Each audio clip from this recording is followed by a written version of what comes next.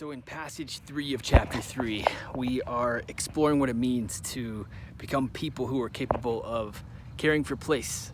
And that includes adopting a deep dive perspective and the perspective of the nested scales of reality, seeing local context, how it fits into larger living systems and watersheds. Sorry, my dog is really wanting attention.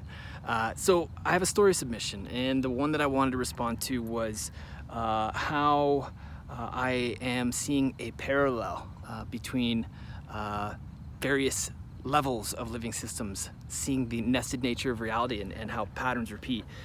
And the particular story I want to share is a beautiful little conversation I had with a friend recently in a story circle.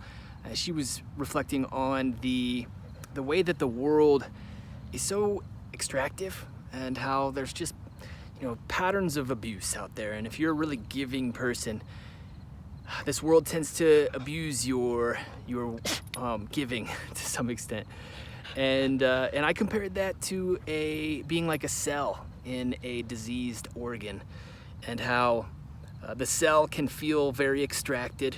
It can feel like it is a part of a larger context that doesn't support it to do its best work. But ultimately, that little cell has to become fearless and unconditionally giving in order for the organ to have any hope of healing. And so what does that mean for us as people who give into our places amongst within an extractive system?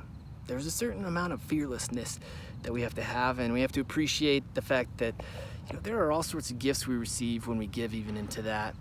And how do we do so with wisdom? So would love to hear your story submission for this passage. I'll link to the carousel, and have the best day.